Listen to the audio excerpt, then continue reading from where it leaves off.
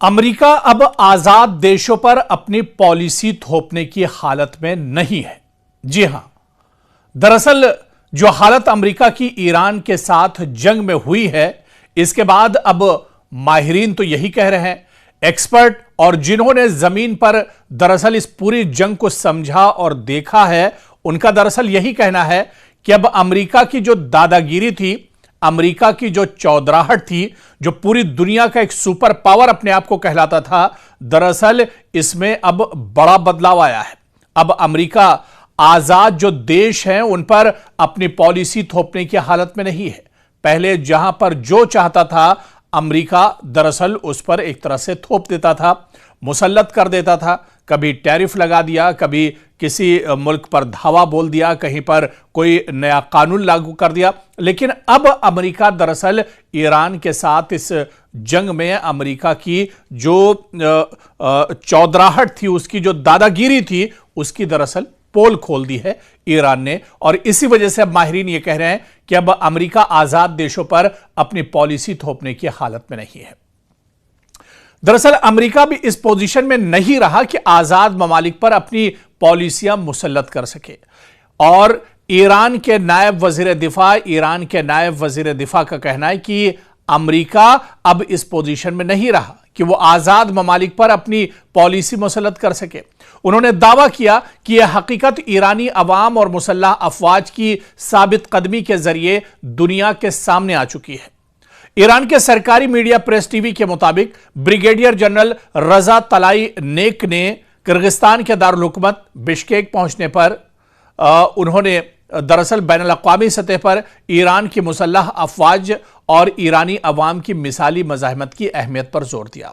उन्होंने कहा कि अमेरिका अब इस पोजीशन में नहीं है कि आजाद ममालिक पर अपनी पॉलिसियां मुसल्लत कर सके, यानी थोप सके। उनका कहना था कि यह हकीकत ईरानी अवाम और मुसल्लह अफवाज की साबित कदमी के जरिए पूरी दुनिया के सामने आश्कार हो चुकी है। अमेरिका बिलाखिर यह तस्लीम करेगा कि उसे अपने गैर कानूनी और गैर माकूल मुतालबात तर्क करने होंगे। तलाई नेक ने दावा किया कि अब पूरी दुनिया अमेरिका और इजराइल को रियासती दहशतगर्दी की अलामतें समझती है। उन्होंने कहा कि बेगुनाहों के कत्लेआम में उनके जराइम, खुसूसन मेनाब स्कूल के बच्चों और तलबा के कत्ल ने इन इक़दार के हवाले से मगरबी दुनिया की साख को तबाह कर दिया है, जिनका वो दावा करते हैं कि वो इनकी पासदारी करती है। इस मौके पर ईरानी नायब वजीर दिफा रजा तलाई नेक ने मजीद कहा कि ईरान अपने दिफाई हथियारों की आजाद ममालिक और बिलखुसूस शंघाई ताउन तंजीम यानी SCO के अरकान के साथ शेयर करने के लिए तैयार है। याद रहे कि ईरान ने फरवरी के अवाखिर से अप्रैल के अवाइल तक अमेरिका और इजराइल के साथ एक बड़ी जंग लड़ी, जिसके दौरान उसने खित्ते में अमरीकी अड्डों के साथ साथ इजरायली मकामात के खिलाफ ड्रोन्स और मिसाइलों के लहरें दागी, जबकि अपनी फजाई हुदूद में अमरीकी फजाई अहदाफ बिलखुसूस ड्रोन्स को वक्फे से मार गिराया।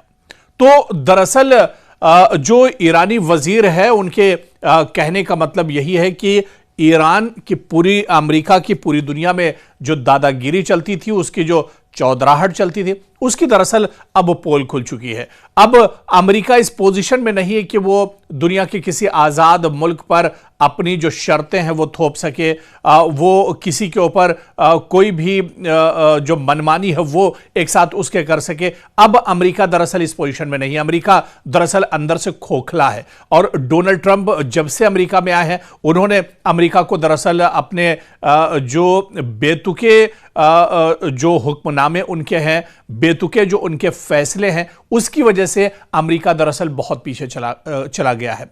और फिर यह जंग जो ईरान के साथ अमेरिका ने लड़ी, इस जंग में ईरान और अमेरिका के दरमियान दरअसल इस तरह के हालात नहीं थे। यह जंग तो अमेरिका ने दरअसल इजराइल के लिए लड़ी है, बिन्यामिन नेतन्याहू के लिए लड़ी है। और ऐसे में एक बहुत बड़ा माली नुकसान दरअसल अमेरिका को उठाना पड़ा है। और दुनिया ने इन 40 दिनों के अंदर दुनिया ने अमेरिका की जो सच्चाई है, ढोल के अंदर जो पोल है, वो एक तरह से दुनिया ने देख लिया है। और इसी वजह से ईरानी वजीर ने यह दावा किया कि आज के मौजूदा वक्त में अब अमेरिका इस पोजीशन में नहीं है कि किसी के ऊपर वो अपनी शराइत एक तरह से थोप सके। यानी आज का अमेरिका दरअसल एक पिछड़ा हुआ अमेरिका है, एक कमजोर अमेरिका है, और वो सुपर पावर वाला अमेरिका नहीं है जो दुनिया में जहां चाहता था अपनी धमक एक तरह से आजमा सकता था। लेकिन आज का अमेरिका दरअसल एक टूटा हुआ, एक कमजोर अमेरिका है।